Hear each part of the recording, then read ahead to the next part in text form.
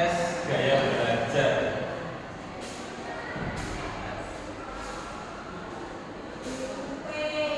Nah, itu ya. Aku minta. Ini aja aku minta. Oh ya, minta. Saya yang bahasa ini. Ikuti sekarang. Nah, yang ini aja belum. Oh ya, ini kalau ini udah pilih yang gaya belajar saja bukan yang lainnya.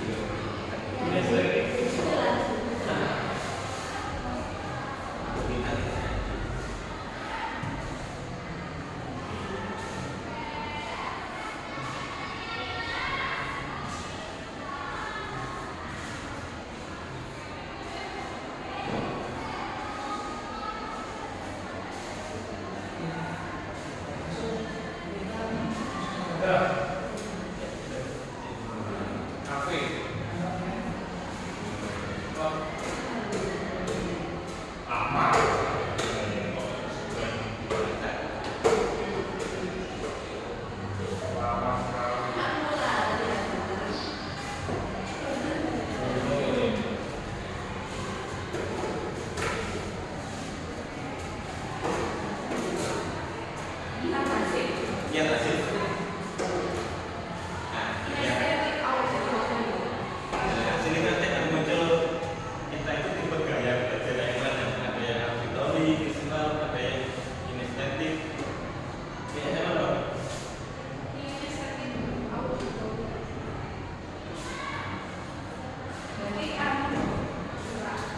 Dia lebih condong kalau belajarnya kayak praktek sama.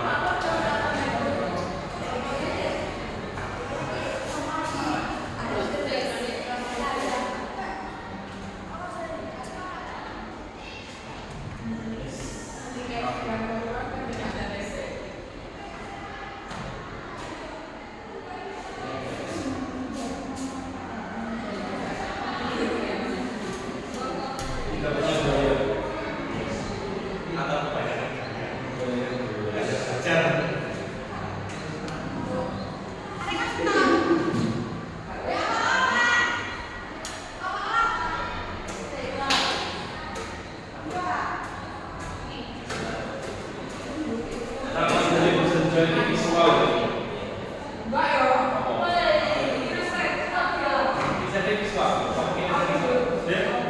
Begini sudah kita. Saya kasih.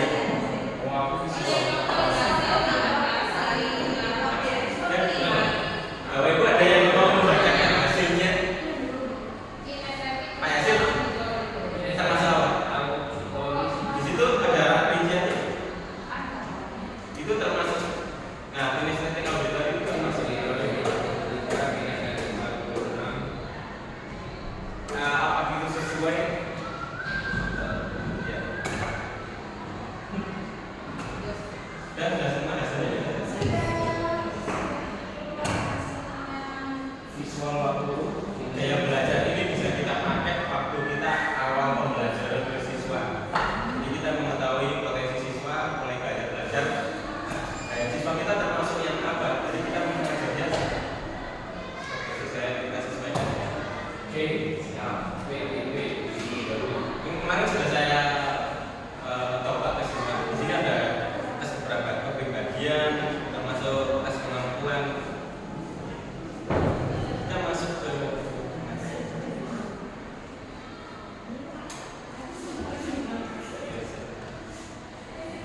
ini sudah kita simulasikan.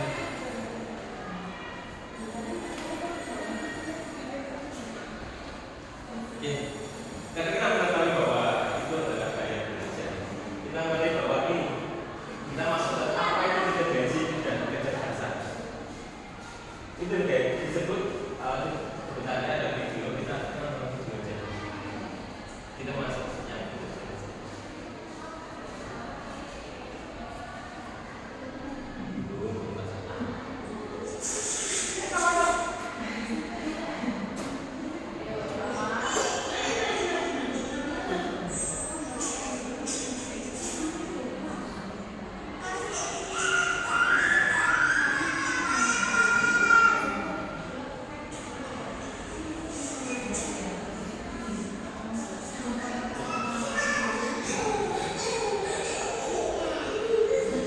Anak yang pertama tadi itu dia bisa memecahkan masalah. Yang kedua nangis dulu, baru ini kecerdasan disebut kecerdasan bilang perilaku berusaha, terus kreativitas dan pemecahan masalah. Kita dari lihat di video atas tadi kita mengetahui bahwa anak yang pertama dia langsung proses pemecahan masalah. Yang berikutnya yang kedua yang kedua dia nangis dulu, terus baru pecahkan masalah. Nih, ini ada video gambarannya. Ada yang bisa menjelaskan bahwa ini tentang apa?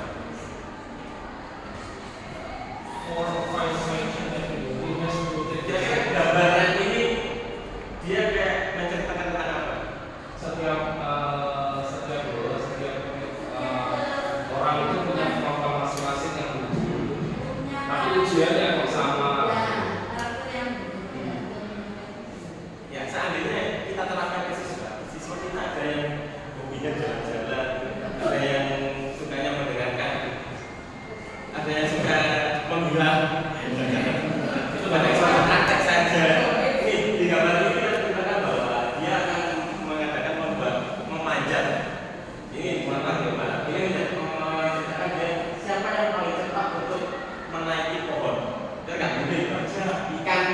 memanjat, gajah memanjat. Jadi kita setiap ini punya karakter yang masing-masing. Kita nggak bisa kita memasakkan satu itu sesuai. Ini kecerdasan yang macam. Tadi kan masuk yang ini yang mana?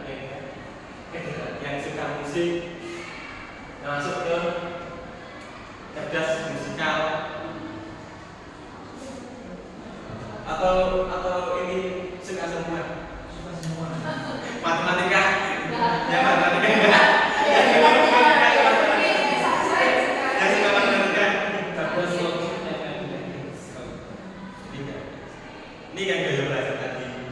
Setelah kita melihat hasilnya, gaya belajar ini yang visual itu adalah lebih mudah mengingat informasi dalam bentuk gambar, grafik, warna. Ada yang dulu tadi kalau beli barang peralatan yang gambar umum semua. Terus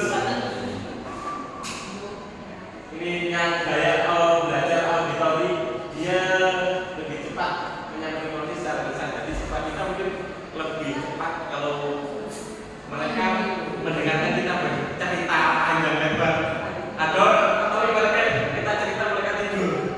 Mungkin mereka suka gaya belajar inisiatif.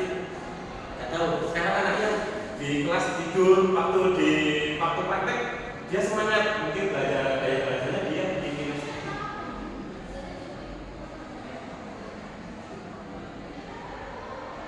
Jadi ini mengenai provinsi. Kita tes lagi mengenal potensi karir masa depan. Ini termasuk yang mana?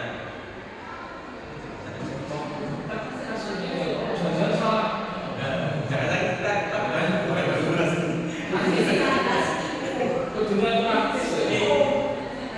hanya kita ada aplikasinya. Oh, ini bisa untuk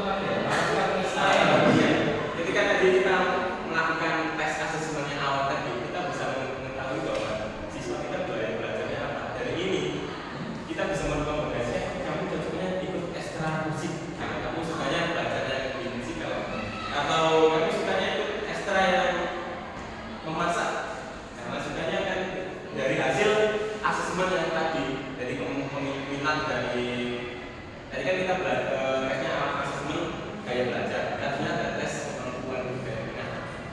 Ini baru kita bisa merekomendasikan bahwa kamu cocoknya seperti ini. Oke, ini berarti untuk tahun depan ajaran baru ini harusnya misalnya nggak usah ditulis. Ya, artinya kita harus ikut merekomendasikan dia. Berarti ini berdasarkan ini. termasuk tes gaya belajar. Karena kan perlu ini gaya belajar seperti ini.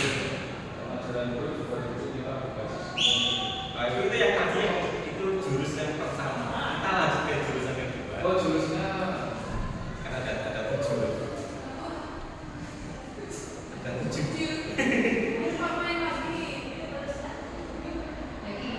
jurus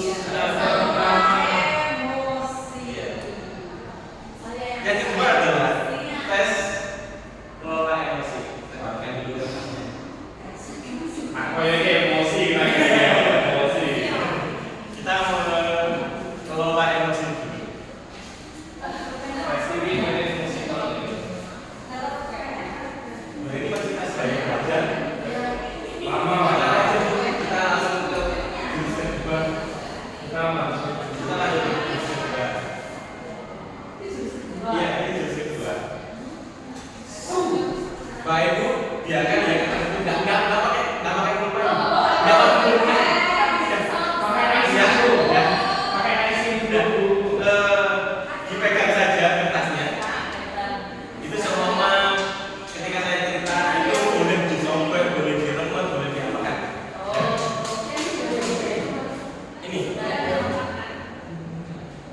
Ini saya akan bacakan kertas, bacakan cerita. Itu boleh nanti disobek sesuai dengan kondisi emosional. Ini pagi itu Bapak Ibu berangkat ke sekolah mengendarai sepeda motor. Bahan ajar yang sudah disangka rapi digantungkan di motor. Namun beberapa meter sebelum sampai sekolah, motor mendadak mogok. Karena kehabisan bensin, dengan susah payah Bapak Ibu mendorong motor sampai ke sekolah. Kertas itu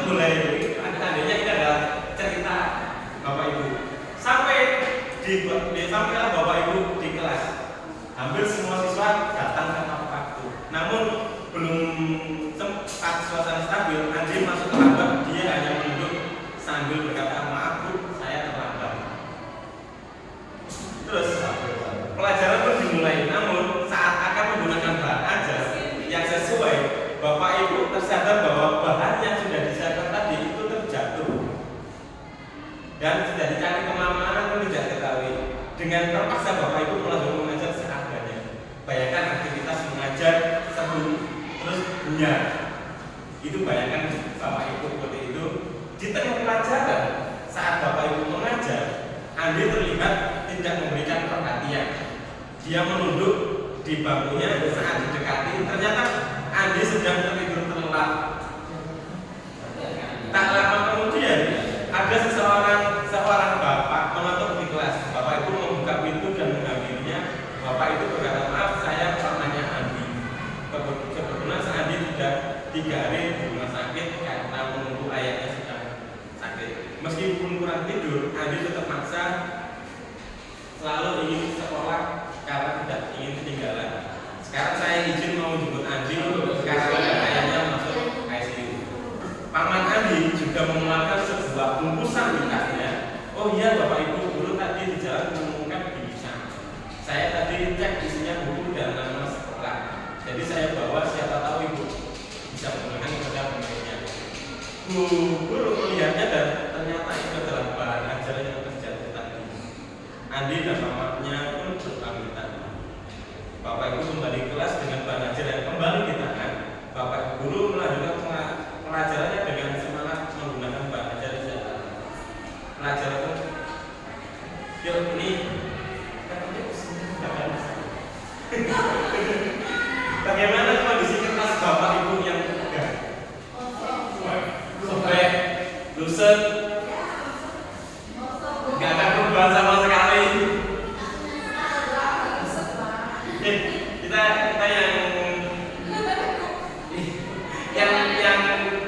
yang luset dulu bisa menggambarkan kenapa sih kok bisa seperti sampai luset? Iya. Ya, karena tidak kayak emosi gitu. Terus yang putih yang nggak bergerak sama sekali.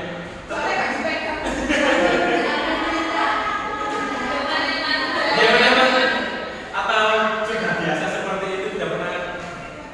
Kita terlalu sabar.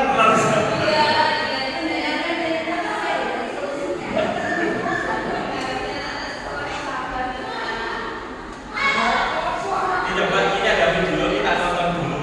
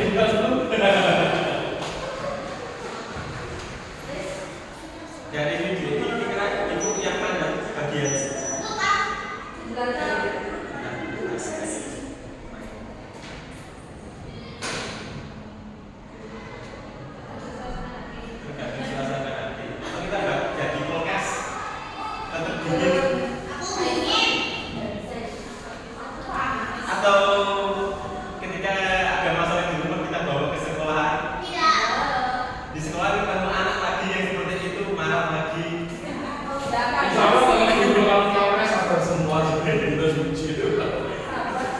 Apa tuh yang sabar? Kalau emosi tidak jauh yang namanya mengenali kata emosi ini self awareness. Ini tidak jauh. Ini ada yang senang, excited, tender ini kayak biasa saja, iya tengah-tengah. Terus yang scare ini ketakutan, kecemasannya. Terus yang ID ini marah.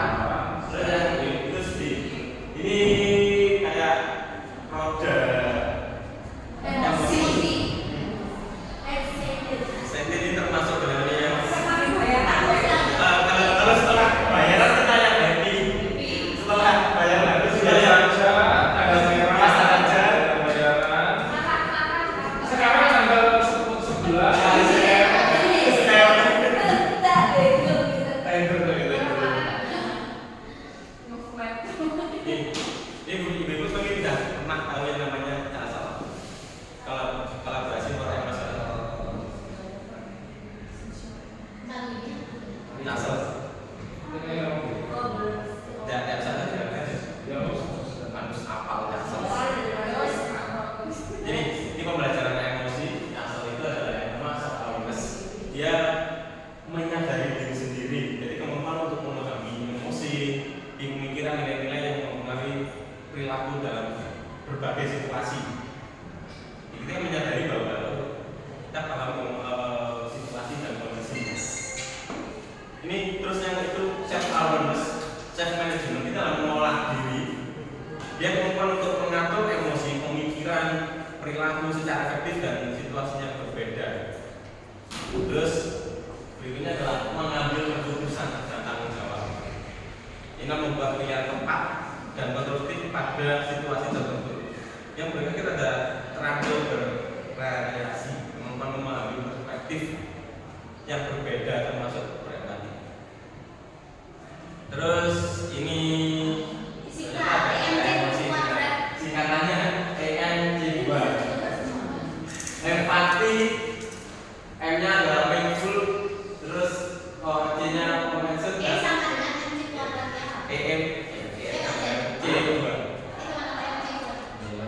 E sama dengan MC. Rumus energi. Ini mengenali emosi. Ada videonya ternyata. Kata dulu. Belum. Ini adalah kinerja. Ketika kita marah,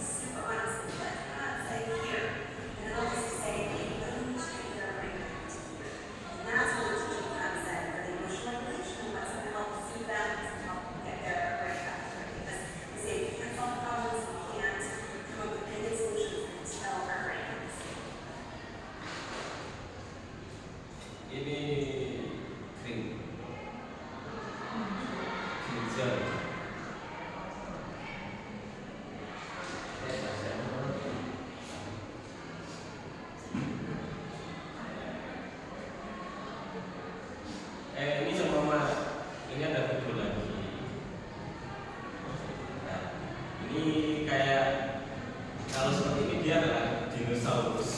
Terus ada yang sembunyi. Ya, kalau kita marah itu kita menyebutnya bahwa dia adalah dinosaurus. Gimana? Kalau dinosaurus ketemu dinosaurus, ya nanti hasilnya seperti ini.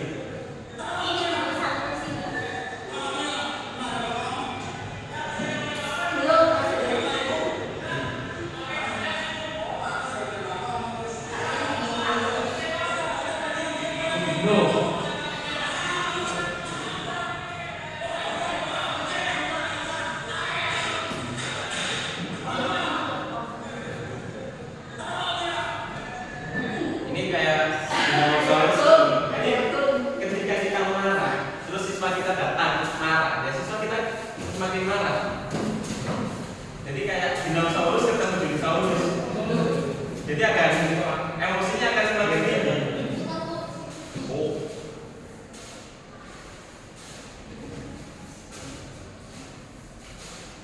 Kalau beda dengan yang ini,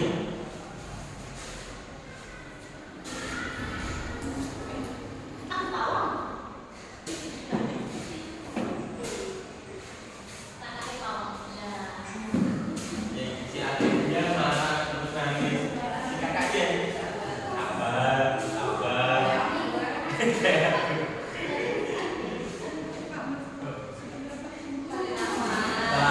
Kakaknya nggak marah lagi. Ini dinosaurus ketemu pawangnya.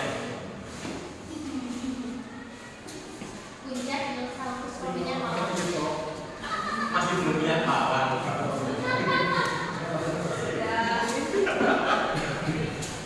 Nih, respon hasil making. Jadi emosi, terus respon tindakan. Yang pertama tadi yang dulu terus marah-marah, itu respon langsung tindakan.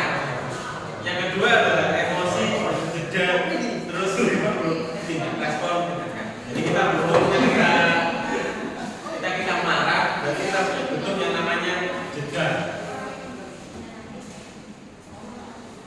Ini roda pilihan. Itu nanti akan membentuk.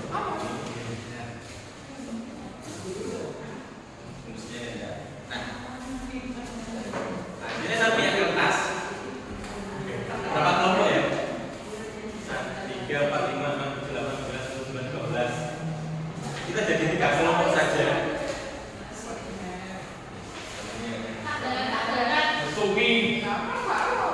Ya. Kelompok yang pertama, ibu membuat yang namanya cuaca emosi. Ya, silakan. Yang kedua adalah membuat roda pilihan. Yang ketiga membuat emotion tracker. Misalkan dulu. Oke. Silakan membuat. Ya, klik atau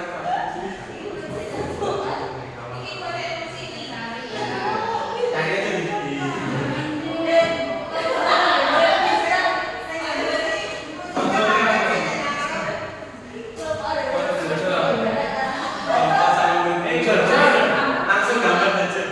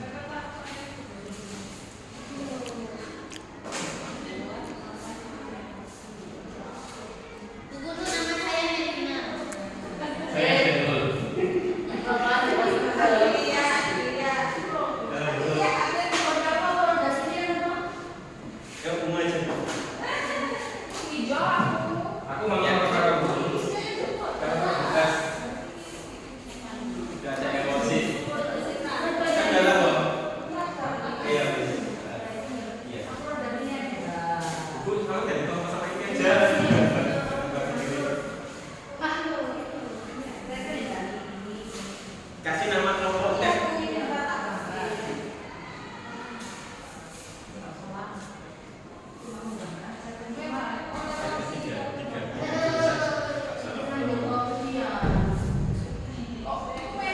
Pilih salah satu aja.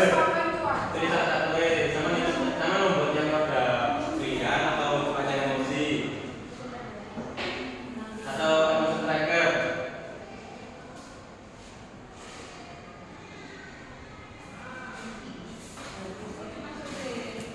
Ya kasih aja ini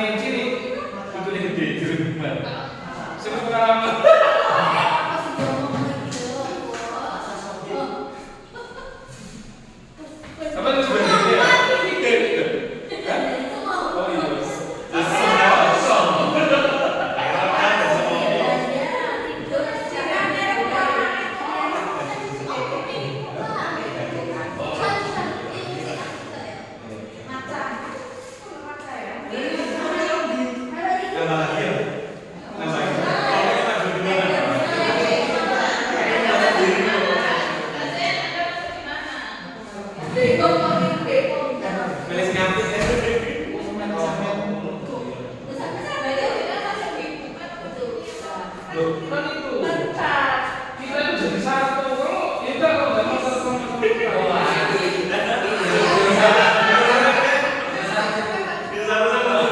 Nggak mau ya udah.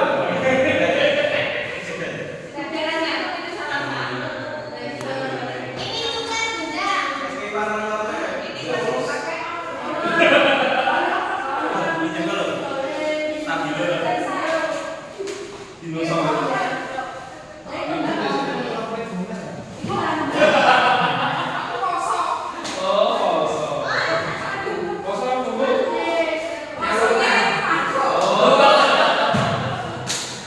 Rusak. Apa nih gini kuota lagi kalau makan malu nggak seneng ya.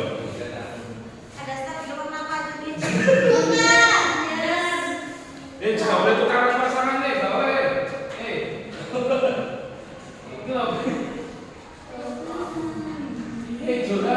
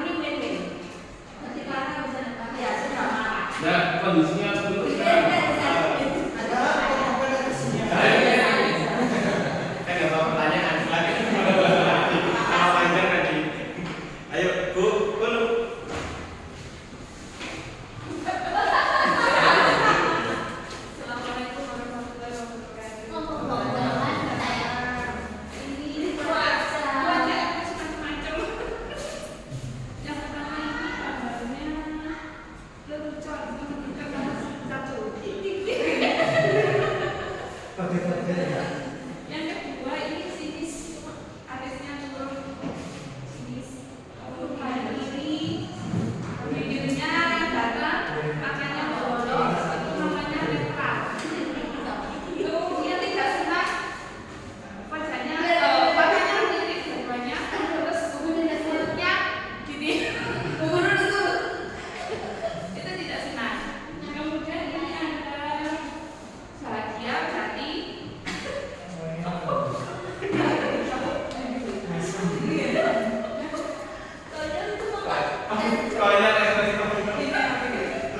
bahagia ya, ini dari bahagia itu ya senyum gitu ya. Kemudian ini sama ya, bahagia senyum. Terus nanti sedih berarti habisnya naik. Kemudian bentuknya turun ke bawah. Ini kalau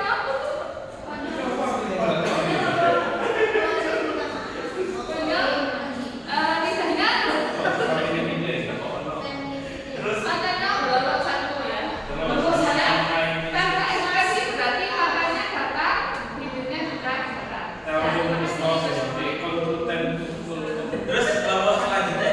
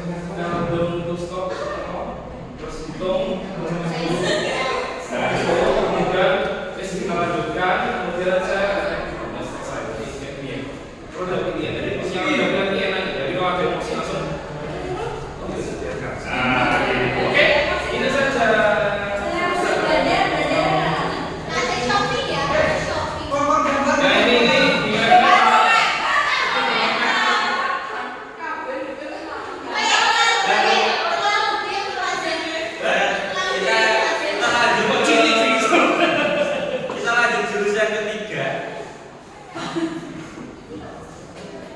Jurus yang ketiga.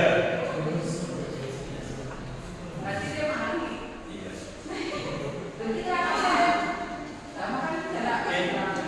Kita bagi tiga kelompok lagi, kita main lagi.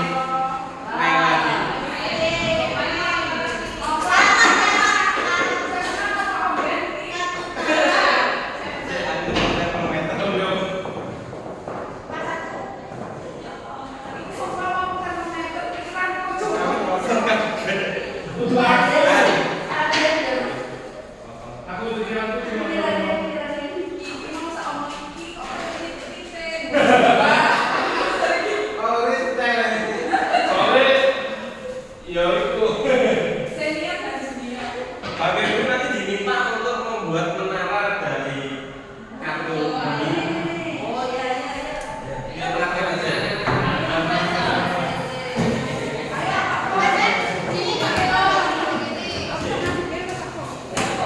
Ya, sudah jelek.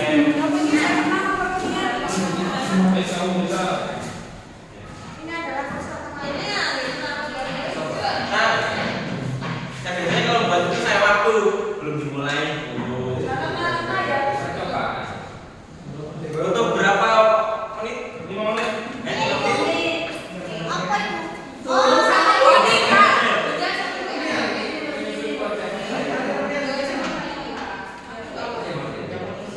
Ya, di sini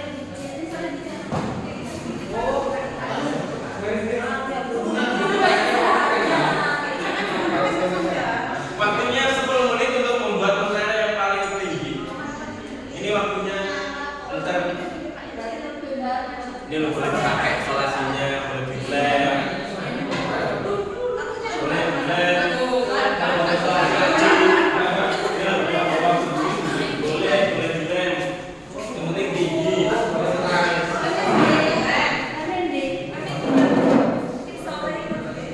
Boleh kok dilem.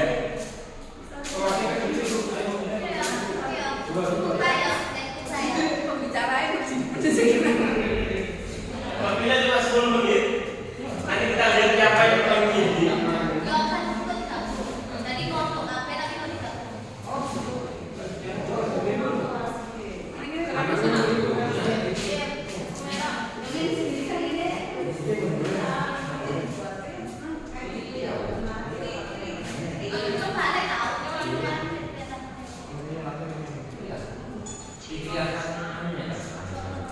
Nah, waktunya 8 menit.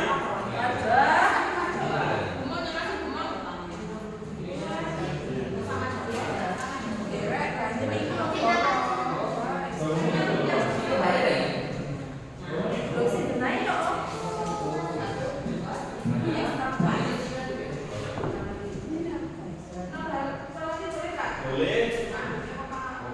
Boleh, boleh.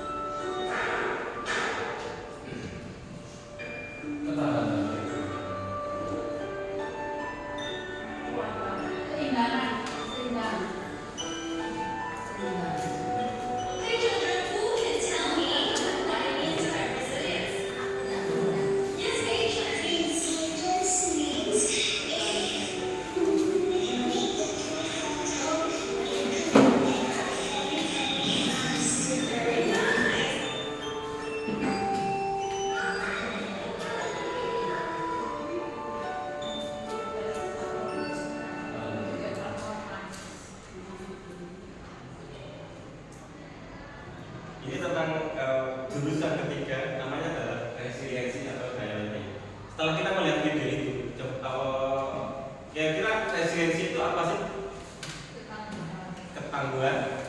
If you Sekali lagi, selain kita resilience, fleksibilitas, keseimbangan. Resiliensi ini adalah yang maksud adalah kemampuan seseorang untuk bangkit kembali ke posisi normal atau beradab dan pulih dari kesulitan, stres atau trauma. Ini adalah kemampuan seseorang untuk kembali lagi setelah jatuh, dia kembali lagi bangkit. Ini adalah yang dimaksud dengan resiliensi. Nah, ketika tadi kita main kartu, jatuh, kita bangkit lagi, kita bangun lagi. Ini adalah resiliensi. Atau daya lenting. Ada video lagi.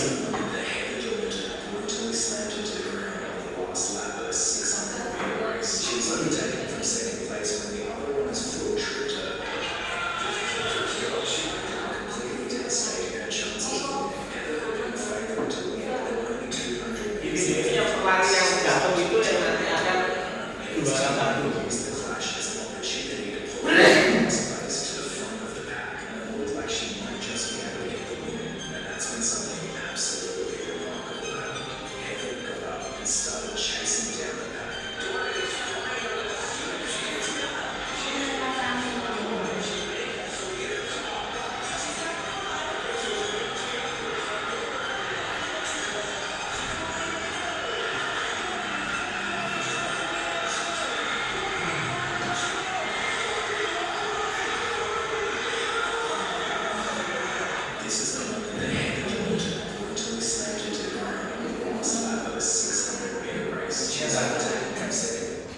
Ini pelari yang jatuh ini tadi dia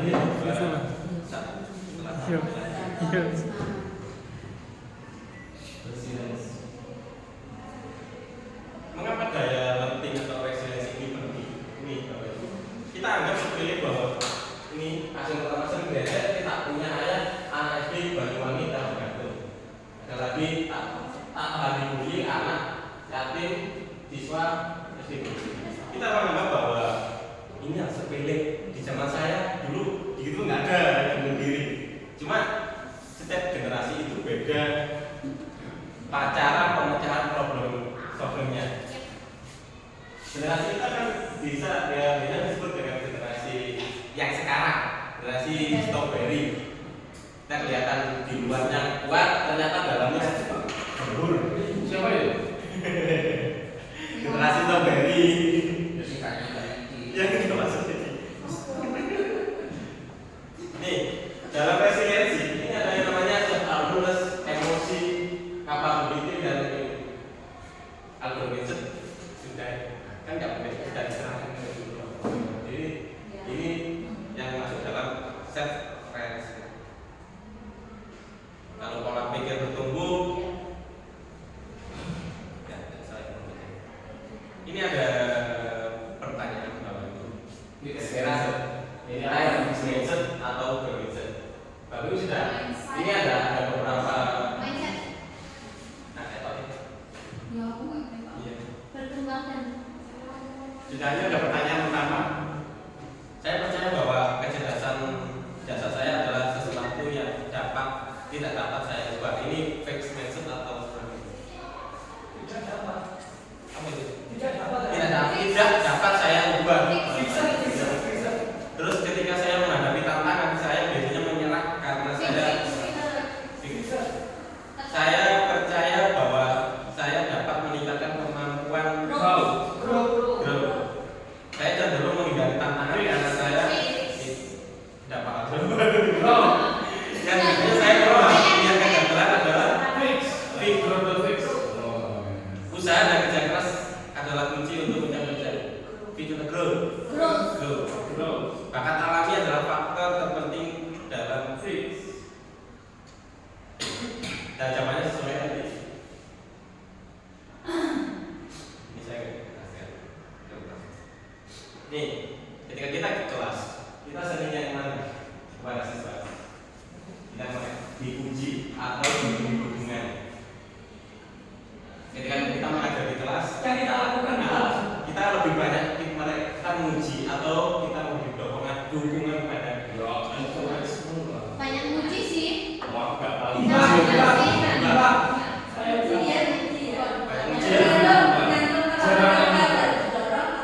Saya jarang menguji apa. Tapi masih tugas. saya tugas dalam menguji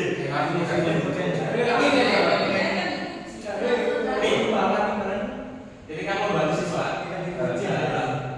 membantu siswa menerima dan bangkit dari Tapi jarang